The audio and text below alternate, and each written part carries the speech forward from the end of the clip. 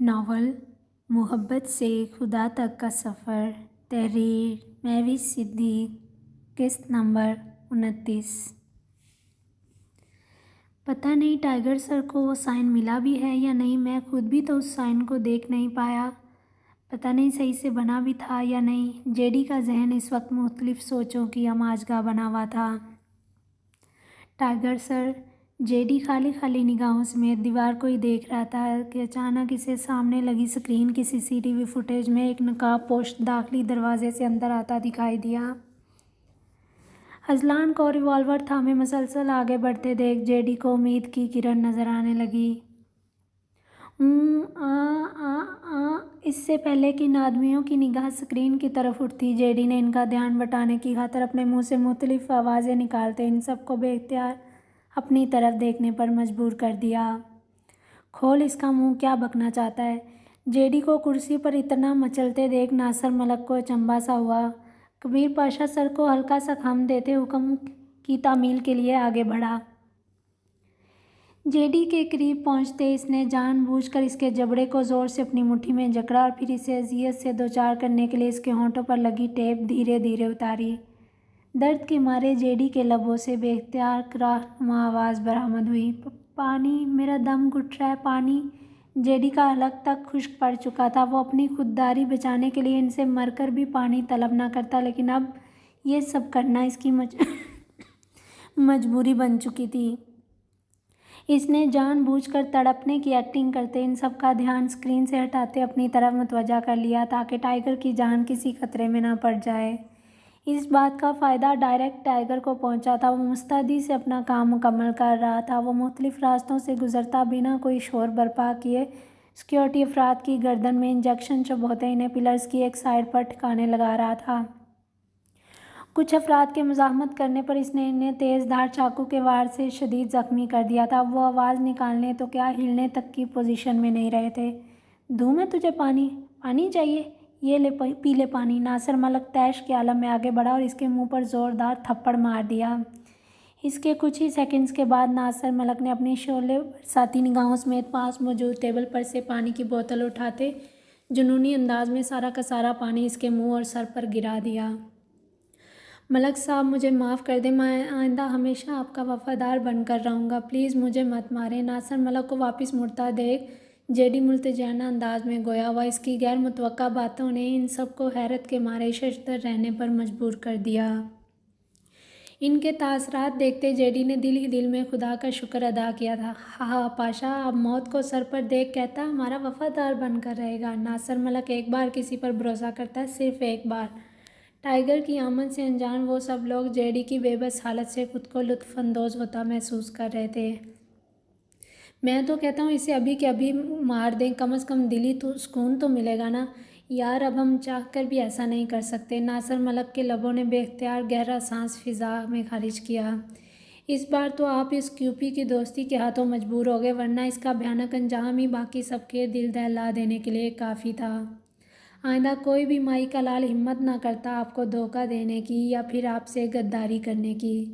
کبیر پاشا کا غصہ اس وقت جے ڈی کو ایک غنیمت محسوس ہو رہا تھا۔ ان کی آپسی گفتگو کی وجہ سے باقی سب بھی ادھر ہی متوجہ ہو کر رہ گئے تھے۔ آئندہ میں بھی ایسا کچھ نہیں کروں گا پاشا، ہمیشہ تمہارے انڈر ہی کام کروں گا، بس ایک دفعہ مجھے بچا لو اس بھیانک موت سے، بس ایک بار پلیز۔ جے ڈی گڑ گڑاتے رسی کو مسلسل ہلا رہا تھا، تبھی اچانک اس کی ایک ترکیب کام کر گئی اور اس کی کلائی میں موجود رسی ٹوٹ کر دائیں ہاتھ پر گر گئی۔ اب تمہیں کوئی نہیں بچا سکتا، تمہاری موت تو پکی سمجھو، ہا ہا ہا۔ کبیر پاشا نے ایک فلک شگاف قہقہہ لگاتے تالی کے انداز میں ناصر ملک کے ہاتھ پر اپنا ہاتھ رکھ دیا۔ اتنی بھی کیا جلدی ہے پاشا، تھوڑا مقابلہ تو ہو جائے، پھر دیکھتے ہیں کس کی موت ہوتی ہے اور کون زندہ بچتا ہے۔ جے ڈی نے غیر محسوس انداز میں اپنے ہاتھ اور پاؤں کو رسیوں سے آزاد کیا اور پھر ایک جھٹکے میں کرسی سے اٹھتے کبیر پاشا کی ٹانگ پر ایک زور آور کک مارتے اسے منہ کے بل نیچے گرنے پر مجبور کر دیا۔ تم آزاد کیسے ہوئے؟ اس اچانک افتاد پر ان سب کے چھکے چھوٹ گئے۔ بیچارہ ناصر ملک تو گنگ ہی رہ گیا، اس کے لب بمشکل ہلے تھے۔ اپنے ان ہاتھوں سے ملک صاحب، ان ہاتھوں سے۔ جے ڈی نے مہارت سے گھومتے ناصر ملک کے سینے پر ایک بھاری گھونسا رسید کر دیا۔ اب وہ جواں مردی کا عملی مظاہرہ کرتے اکیلے ان سب کا مقابلہ کر رہا تھا، حالانکہ پچھلے 30 گھنٹوں سے اس کے حلق میں نہ تو پانی کا قطرہ پہنچا تھا اور نہ ہی کھانے کا ایک نوالا۔ جیڈی نے زندگی میں پہلے کبھی اتنی دیر تک بھوکا پیاسا رہنے کی نوبت نہیں آئی تھی۔ آج اسے اس بات کا صحیح سے ادراک ہو رہا تھا۔ انسان کی زندگی میں مشکلات کبھی بتا کر تو نہیں آتی، لیکن اسے سکھا کر بہت کچھ جاتی ہیں۔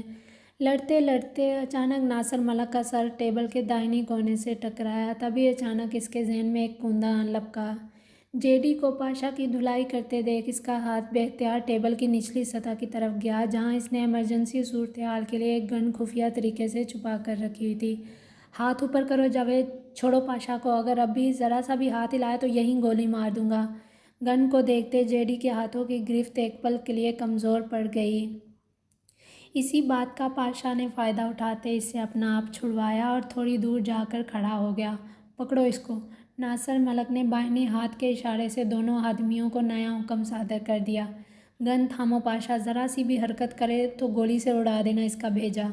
ناصر ملک خونخوار نظروں سے دیکھتا آگے بڑھا اور پھر پے در پے اس کے منہ پر مکے برسانے لگا۔ پھر سے دھوکہ دیا تم نے مجھے، پھر سے؟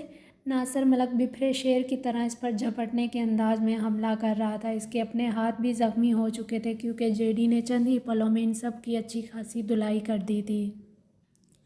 جیڈی کو مارنے کے چکر میں اس کا اپنا تنفس پھولنے لگا۔ وہ گہرے گہرے سانس لیتا اب اس کی ٹانگوں پر اپنے بھاری بوٹوں سے وار کر رہا تھا۔ ضبط کے چکر میں جیڈی اپنی آنکھیں بار بار سختی سے میچ رہا تھا۔ کس نے بھیجا تمہیں میرے پاس؟ جلدی بولو۔ ناصر ملک اس کی ٹھوڑی تھامے سختی سے تفتیش کر رہا تھا۔ ہے کون یہ ٹائیگر؟ دشمنی کیا ہے اس سالے کی مجھ سے؟ اسے تو میں زندہ نہیں چھوڑوں گا۔ میرا بہت نقصان کروایا اس نے۔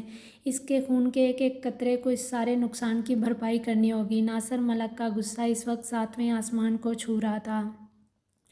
ناصر ملک، اس گروپ کے ایک ممبر نے آج تمہیں اس حال تک پہنچا دیا، پھر ٹائیگر سے کیسے مقابلہ کرو گے تم؟ ہاں؟ اذلان نے اندر آتے ہی پاشا کے ہاتھ پر گولی چلاتے پسٹل نیچے گرا دی۔ کون ہو تم؟ یہاں تک کیسے؟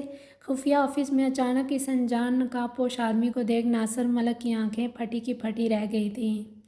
پاشا درد کے مارے بلبلاتے اپنا ہاتھ تھامے وہیں زمین پر دوڑا ہو گیا۔ جیڈی نے ان دونوں آدمیوں کی گرفت کمزور پڑتے دیکھ ان کی ٹانگوں میں اپنی ٹانگیں پھنسائی انہیں منہ کے بل نیچے گرا دیا۔ اذلان اس وقت ناصر ملک کی دھلائی کرنے میں مصروف تھا۔ وہ ایسے حربے آزما رہا تھا کہ ناصر ملک تو ایک پل کے لیے بوکھلا کر ہی رہ گیا۔ بزدل انسان، تمہاری ہمت کیسے ہوئی کسی لڑکی کو اتنا ٹارچر کرنے کی؟ اذلان نے پہلے تو ناصر ملک کے پیٹ پر کونی ماری اور پھر اس کی دائیں ٹانگ کے گھٹنے کے بیچ ایک زور آور کک مار دی۔ اگر اتنے ہی بہادر بنے پھرتے ہو تو بنا کسی ہتھیار کے مجھ سے مقابلہ کرو، پھر میں تمہیں بتاتا ہوں کہ اصلی مرد کہتے کسے ہیں۔ ناصر ملک نے مکار مسکراہٹ سمیت جانتے بوجھتے اذلان کی حمیت پر کاری وار کیا۔ ناصر ملک اذلان کی پاکٹ میں رکھی پسٹل اپنی آنکھوں سے دیکھ چکا تھا۔ نہیں سر، یہ سب اس کی چال ہے۔ جیڈی مصروف انداز میں گویا ہوا وہ اس وقت پاشا کا مقابلہ کر رہا تھا، باقی آدمیوں کو تو وہ دونوں مل کر پہلے ہی ادموا کر چکے تھے۔ اس وقت جیڈی کی حالت بھی ناساز تھی اور گولی لگنے کے باعث پاشا کا ہاتھ بھی شدید زخمی تھا۔ تو یہ بھی کر کے دیکھ لیتے ہیں۔ اذلان نے استہزائیہ انداز میں مسکراتے پسٹل سامنے ٹیبل پر رکھ دی۔ یہ دونوں بھی کثرتی جسامت کے مالک تھے، کبھی اذلان اس پر غالب آ جاتا اور کبھی ناصر ملک۔ تم لوگ اس لڑکی کو جتنا بچا سکتے تھے بچا لیا، لیکن اب اس فاطمہ کا نکاح مجھ سے ہوگا، وہ بھی بہت جلد۔ ناصر ملک نے اذلان کے سینے پر کک مارتے اپنے عزم کا اعادہ کیا۔ پاشا کو زخمی حالت میں بے سود ہو کر نیچے گرتے دیکھ اذلان نے جیڈی کو اس خفیہ آفس کے کمپیوٹر سے سارا بائیو ڈیٹا کاپی کرنے کا اشارہ کیا۔ جیڈی اس کے حکم کی تعمیل کے لیے فوراً سر کو اس بات میں ہلاتے کمپیوٹر کی طرف بڑھ گیا۔ افسوس ہے تمہاری اس گھٹیا سوچ پر۔ کسی لڑکی سے زبردستی نکاح کر کے تم خود کو ایک مضبوط مرد ثابت کرنا چاہتے ہو۔ شاید تمہیں اس بات کا اندازہ ہی نہیں کہ اصلی مرد وہی ہوتا ہے جو کسی لڑکی کی آنکھوں میں آنسو لانے کا باعث نہ بنے۔ اسلام میں مرد کو عورت پر فوقیت صرف اسی بنا پر دی گئی کیونکہ اسے عورت کے محافظ ہونے کا درجہ دیا گیا، اور تم نے نہ جانے کتنی عورتوں کے ساتھ ناانصافی کی، اب تمہیں اپنے ہر ایک ظلم کا حساب دینا پڑے گا۔ اذلان ناصر ملک کو پے در پے گھونسے رسید کرتے سخت لہجے میں گویا ہو رہا تھا۔ تبھی اچانک زمین پر زخمی حالت میں لیٹے کبیر پاشا نے اپنی سوجی آنکھیں کھولتے خود سے کچھ فاصلے پر موجود ایک گن اٹھاتے اسے ناصر ملک کی طرف کھسکا دیا۔